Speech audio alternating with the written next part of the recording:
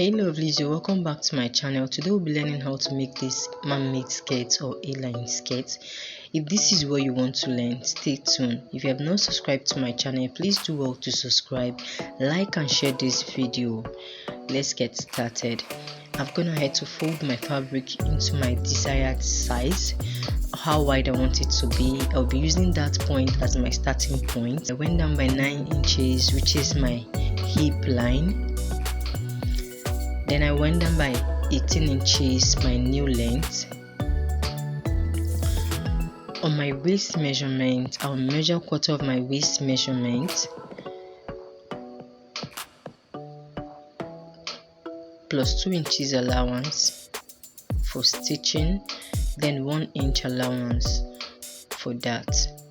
Then on the hip line, I'll measure quarter of my hip measurement plus 2 inches allowance. Then on my new length, I will subtract 1 from my hip measurement. I'll mark, then I'll add 2 inches allowance. Then I'll use my curve rule to connect the points together. If you don't have a curve rule, you can as well use your your free hand to connect. It's not must that you must use a curve rule or anything. You can use your free hand to connect.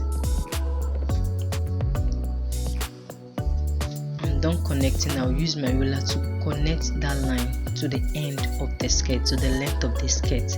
Just watch closely and see what I'm doing.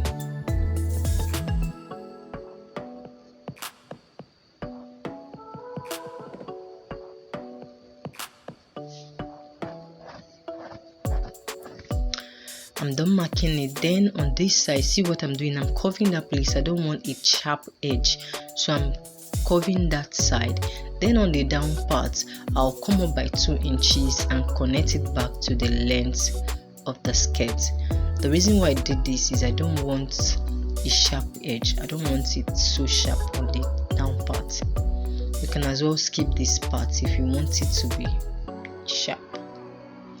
Then I'm going to cut out my skirt and show you how it looks.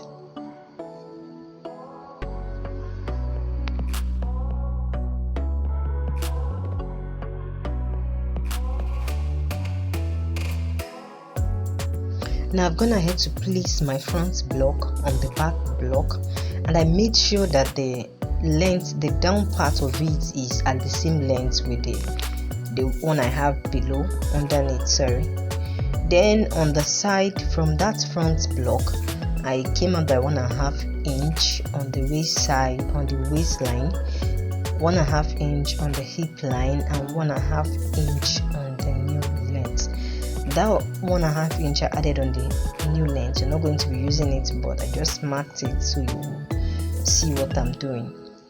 Then I went ahead to connect the points together. The point I marked for the zipper, I went ahead to connect it together.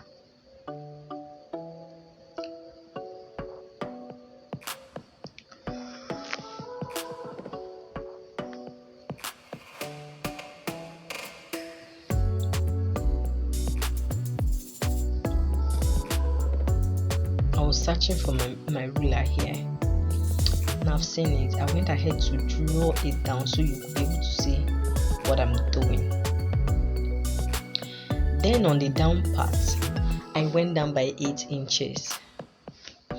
This part, 8 inches is not constant. You can do anything that you like. You can do 6 inches, you can do 5 inches, you can do 4 inches, depending on how you want it to flay, as in how you want it to flay.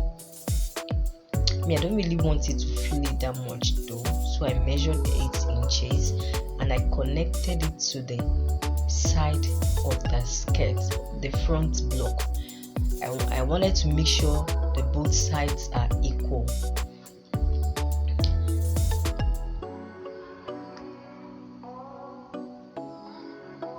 I was just making sure it was on the same line.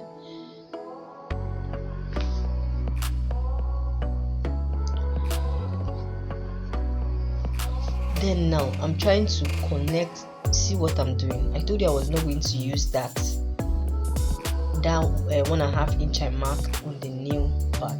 So do you see the way I connected it? Then I'll use my rule to connect it down to the 8 inches I marked below.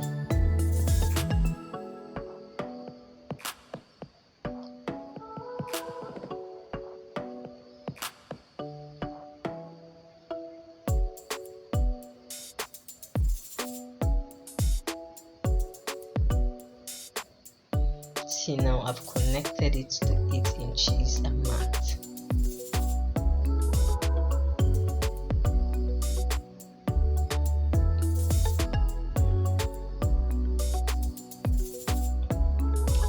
We are done with our skirt, so now we are going to cut out, and you will see what the front and the back looks like.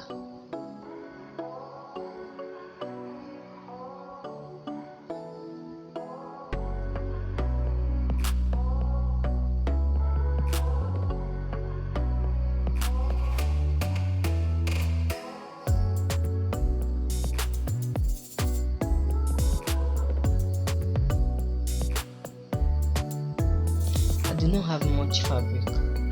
Assuming I had much fabric, I would have added more allowance, but this is okay anyway.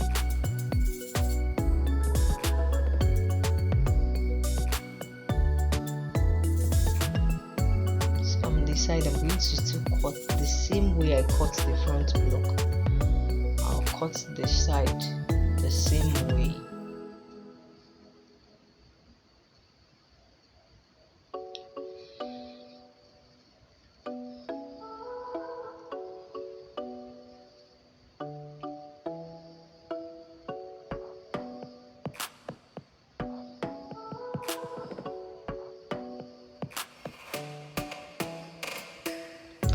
Now I'm done marking. Let's see how our skirt looks like. As you can see the flare I had at the back of it, though the flare is not that much, but it is still worth it though.